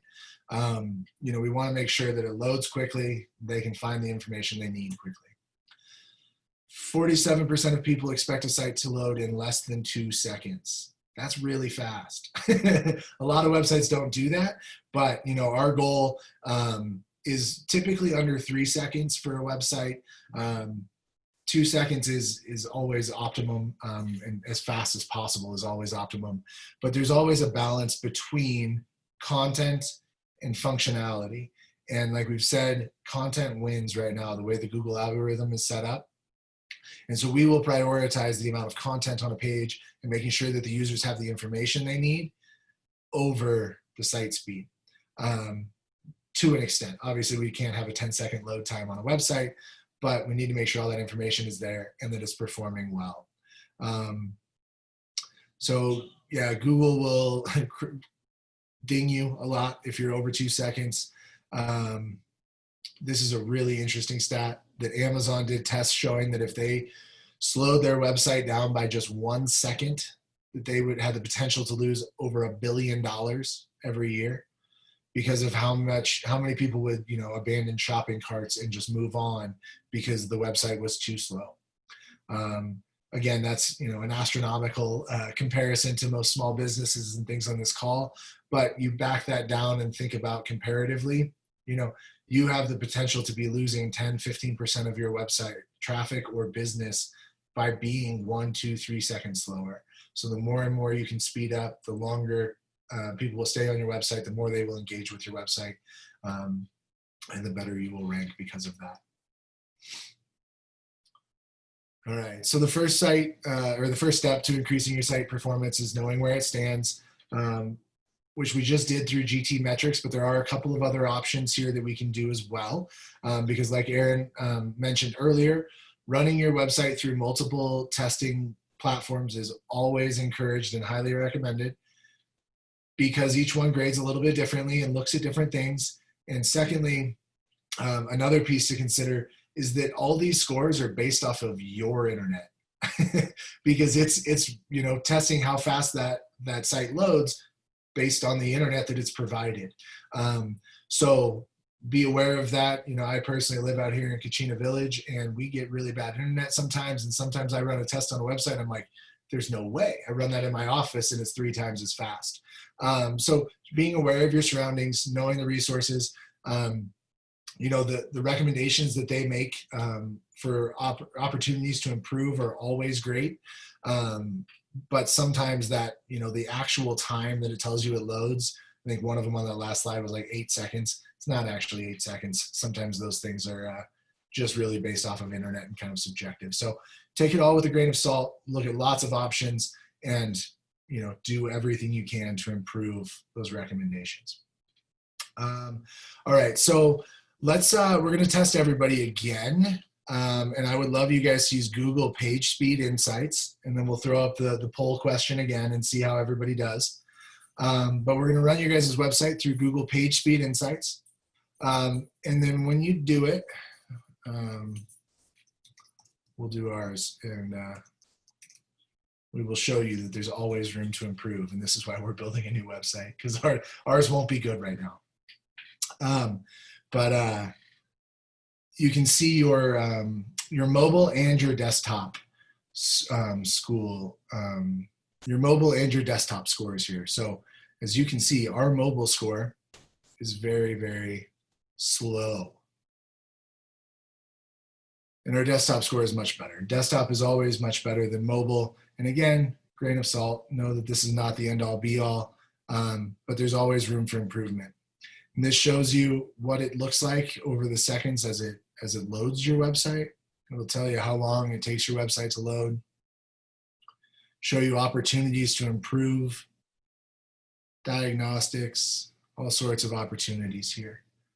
So yeah, Megan, can you throw up that poll question for us real quick? Beautiful.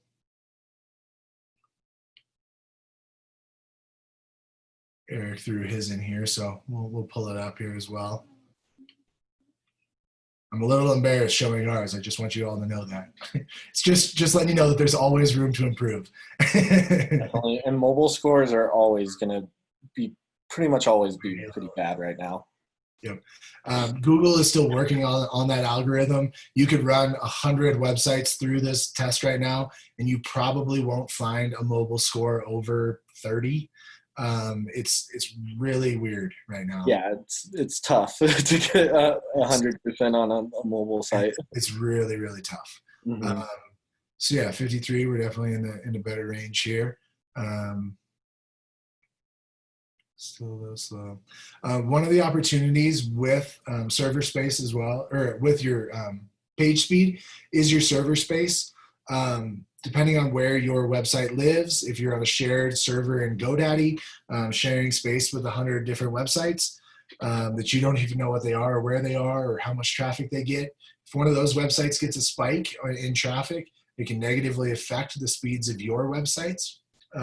So being on a private server or being on a server where you know all the other websites and you feel more secure about it is definitely helpful. And there's always opportunity to improve your server space. No matter where you are, GoDaddy, anybody, they all have upgraded server options. You can get more space, more speed, more bandwidth, anything like that. So if your website is running slow, that's definitely a place to start, as well as the big list of to-do items that they give you from all of those testing things. All right. We got enough of that. Let me go, oops. Go full screen. There we go.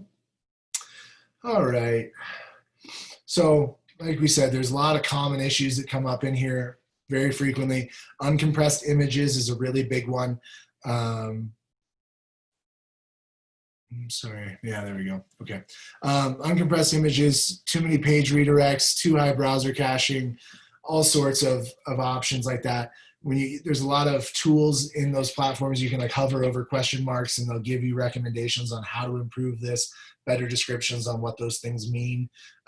This is also definitely something we'll talk a little bit more about in the SEO class next week, as far as opportunities to improve performance in website. So I'm going to speed through this one a little bit more again. This again, that GT metrics scores, you can really see everything broken down. You can click down and get more information about each of those each of those issues as well, and get directions for how to improve. Yeah, right. So some easy ways to increase site speed. These are very WordPress specific, other than the website host one. Actually, that's a lie. That's a lie. Some of these specific things are. So image optimization is huge. There's a few tools online that you can go to, upload your images, and they'll download them for you. Adobe will do it. WP Smush is a plugin that you can install on the back end of your WordPress website, and it will compress all the images for you automatically. There's a lot of different options there. Minifying code. This is just simplifying all of the code so there's not hundreds of lines of code. They streamline it all down so it's faster to process, move your website faster. Most of these are plugins for your website, or just an online platform. You can upload code, it'll minify it for you and give it back, and you can upload it. These are also just great things. If you have a web developer on your team or you work with an agency, ask them, have you done these things, and see what they're saying. And then the website host we've talked about as well. Best practices for images. I copied and pasted this and put this in the workbook because this is definitely something that's great to always refer to. All of your images should be JPEG or PNG images. PNG is what is the transparent image. So all of your logos, icons, transparent things on your website will want to be PNGs, and all images will be JPEGs. And we talked about there's a few of those websites that you can use. I got a couple more on the next slide as well, but under 250 kilobytes is a max, and they should always be sized to the space that they're going in. So in WordPress, you can crop to the size within the platform. You can also upload them in beforehand, but optimizing images is huge. If you upload a 10 gigabyte image, it's a professional photo of a real estate, house that you're a real estate listing, it's just going to crash the website. It's going to take 10 seconds to load that image because it's so big. It's very important to think about with videos as well. A lot of people are trying to go to video and they want videos to autoplay on their website. Auto-playing videos means the whole video has to load before the whole page will start. And so starting with very short videos, no audio in the videos is a good way to do that. For auto-playing videos, we really suggest definitely no more than 30 seconds in an auto loop, but probably 10 or 15 seconds, and then put your full video embedded further down on the page that people can watch if they want to. So tools of the trade, I believe these are in the workbook as well. Photoshop Save for Web Exporter. If you're familiar with Photoshop and you're editing images in there, when you go to File Export, they have a Save for Web option, and it automatically optimizes the images for web for you. Compressor.io and TinyPing are free websites where you can go upload images and get exports out of them. All right, plugins. Plugins are very, again, specific to WordPress. Plugins are just added functionality in the back end of WordPress that make your website do things like compress images or minify code or make a gallery slider work or all sorts of different things. Plugins have a lot of great functionalities in them. However, they also tend to slow down websites. So if there's ways that you can do this where you're optimizing your images in Photoshop first, bringing them in already optimized, and you don't have to use that plugin on your site will perform better because of that. Any way that you can naturally do whatever you're trying to do with a plugin without the plugin, your website will perform better and faster and be more reliable. Plugins have to be updated consistently. Every 1 to 3 months, pretty much plugins have to be updated. And when they don't get updated, they pose security risks. Old outdated plugins are how websites get hacked all the time. So making sure that those things are up to date is really important. And when you can do things without plugins, it just saves you time and headaches because you don't even know the plugin got an update, but your customer just called you and said that this form isn't working anymore, and you go into the back end of the website and it's because the plugin's down and you have to update it, and then it's all good again, but you don't know how long it was down for and how many forms did I miss because I didn't know. And so any ways you can do those things without plugins is better, but the plugins have great purpose too, and we have a very good set of vetted plugins that we use all the time. So this is just an example within Squarespace of being able to, automatically do your Google Analytics key directly in Squarespace. Within WordPress as well, there are plugins to install your Google Analytics key, but you can also just install it in the header tag text or line of code, and then you don't have to use the plugin. So there's a lot of ways that we can do that in streamlines and things like that. All right, so we've made it with 5 minutes to spare to the very last step. And again, I will breeze through this because I added that last page to your workbook that is a one-page checklist that you can refer to as month to month for what you should be doing for your website. Maybe you have an employee on your team who you can hand that piece of paper to and be like, hey, make sure you do this stuff every month. Maybe you want to look at hiring an agency or hiring a web developer or a subcontractor to take care of it because you understand it's important, but you definitely don't have the time to do it. I've seen all of those options, and definitely encourage you to figure out what works best for you and your team and your business and your goals, and start setting up an action plan to move forward from here. So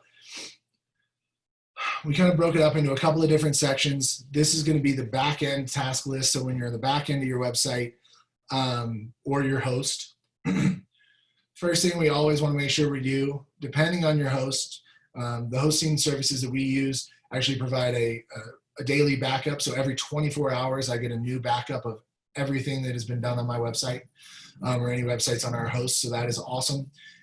If you don't know what your backup schedule is with your host, go ask. Most of them have automatic backups set up. It might be annual, it might be monthly, it might be whatever. Figure out what that is and make sure you're getting a minimum of a 1 month backup. If you're doing lots of editing on your website consistently, back it up way more frequently than that. We'd recommend at least once a day, once a week. But the more you can do it, the better, because if anything happens, you can always revert to an old backup and not have to worry about losing data. So it's a huge time saver. Update all your plugins. Again, like I mentioned, a lot of them will come up for update every 1 to 3 months because they're providing updated security or functionality in those plugins. So always want to make sure those are staying up to date. WordPress and PHP, the two backend, CMS and code that we use to build the website, also have to be updated regularly as well. This is one of my favorites. Make sure your billing is up to date for your domain and hosting. This is the worst call to get from a client. They're like, oh my gosh, my website's down and it says my domain's expired. What happened? And everything was great, but they forgot to pay for the domain, and now the website's down because they didn't pay for the domain.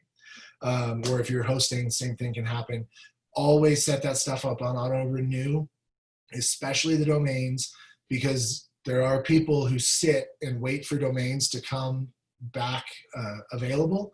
There's lists of newly available domains that are available out there, and people just buy stuff when they see it come up because they know you're probably going to want that back. And now instead of paying $20 to GoDaddy, you're going to pay $200 to this guy in his basement. So definitely buy the domains and definitely auto renew them. Update your site's theme as well is great. Error mitigation task list. We're going to do exactly what we just did before, run through Website Grader, GT Metrics, Page Speed Insights, SEO Optimer once a month. See if there's any major issues we need to deal with. See if we're still improving and heading in the right direction, and correct any errors that you're seeing. Contact your web developer if you have to, whatever that looks like for you and your team. Content creation. Write something, change something on your website. Anything at all. Add a little bit, just add an extra paragraph to your About Us story. Write one blog, write one new service page. Just keep elaborating on something, keep editing, keep adding stuff to your website. It only pays off in the end. It only has benefits. And then finally, analytics and submittals. Make sure you are reviewing your Google Analytics like we showed in the beginning, those couple of screenshots of analytics. You can view all of the data, how many people are coming to your website, what states and counties and countries they're coming from, how long they spend on your website, what pages they go to, what they searched in order to find you. All of this incredibly valuable data that you can learn from and use to guide and steer your marketing. It's invaluable. And so if there's nothing else, if you have a website, before you do any of the other things, install Google Analytics. If it's not there, do it right now, because you're just missing out on that data. It's a free tool that just sits there and collects data forever, and it's only going to benefit you in the end to know that stuff. And then submit your website to Google and Search Console. I'm going to make sure that they cover this in the SEO course as well. It is super easy. There's tons of resources online that'll show you how to do it, but you need to submit your website to the Google Search Console in order for Google to crawl your website, give you a new rank, and for you to get credit for all of those changes that you just made on your website. They will eventually get to your website if you make a bunch of changes on it, but if you submit it, it prompts you up a little bit further in the line and will help speed that process up. So if you're making changes on your website consistently, take the extra 5 minutes and submit those URLs to Google and let them crawl your website. All right, and I think that's it. All in all, spend some time on your website. This is pretty optimistic. It all depends on how big your website is, how many people you have, helping you out on everything. But spend a couple of hours at a minimum on your website.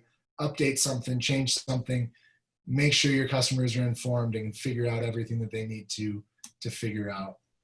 And I am 1 minute over, but I was so close. That's really impressive. Thank you all so much. I will stop talking now since I just talked for 2 hours straight. But thank you all so much for listening to me ramble for 2 hours. I hope it was at least relatively helpful for you guys.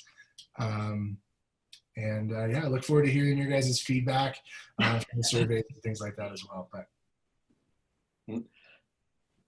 I think it looks like that'll do it. And if anyone does have a question, if you just missed your chance to say something, you're welcome to send an email over to us. I'll make sure it gets over to Austin and Aaron so they can get back to you. So yeah, we're 2 minutes past. So unless there's anything else, have a great weekend, everybody. I hope we'll see you on Tuesday, and I'll make sure I send out an email with that registration information. If you haven't signed up and you want to, we'll get you taken care of. Thank you, guys. thank you guys so much. Really Have a good one. appreciate it. We'll see you soon. Stay safe.